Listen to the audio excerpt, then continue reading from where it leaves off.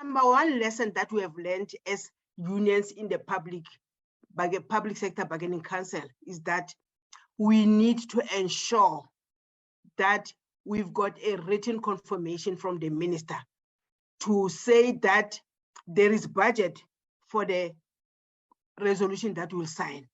This lesson we have learned from the Constitutional Court case, where in 2018 we signed a resolution with the employer for 3 years. The employer reneged on that resolution, ran to the Constitutional Court, and the Constitutional Court found that there was no written confirmation from the minister.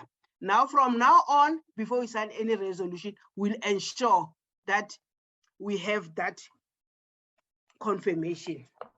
The second one, we also want to ensure that we put our demands in with the employer for wage negotiations before the budgeting processes of the employer.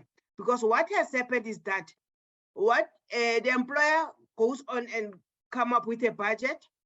When we come to negotiations, we've got a ready-made cake. We have to start cutting that cake in terms of our demands. Now for the next financial year, 2022-23-24, we are going to start with our demands in August, so that when the employer starts with their budgeting process, they've already got our demands. This year we've been beaten by time. The employer has told us that they only got 20.5 billion rent for public servants. That is a ready-made cake. We need to negotiate on that. And when we went to negotiations, that employer gave us a 4.5% salary increase, worked out of that 20.5 billion. And we were very sorry about the situation, because we are not going to accept it. We're not going to accept a situation where our members get a salary rise that is below the CPI. Our CPI at present, as we speak, is 5.9%. So if we accept the 4.5%, it means our members will be short-changed. The third issue that we have learned as trade unions in the public service is preparation, especially on the economic outcome. The employer comes to negotiations already with the economic outcome, telling us about their debts, that they need to service their debts, that there's no money, all the money is gone, but they don't talk about the SOEs and the corruption. So as trade unions and as federations in public service, this time we're very clever, we're very forward.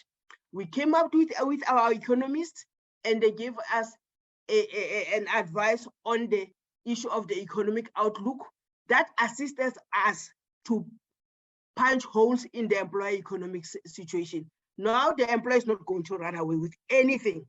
We've got all the facts. The fourth issue that we have learned is that we're no longer going to go for a multi-term. 2018, 2021, we had a multi-term where the employer actually begged us to come up with a multi-term so that they can be able to prepare for the coming negotiating cycles. What happened? The employer just says they don't have money. Now we want a single term, and they must commit to that. The last thing I'm going to talk about is the update. I think I've already touched it. The 4.5% the employer has put on the table, we have rejected it. We said the employer must go back and see that they increase the 24.5 billion rents that they've budgeted for the public service. There is no way that we are going to agree that the SOEs, CEOs are getting millions, and while they're also getting their money from the same purse of government, and public service is being so short-charged.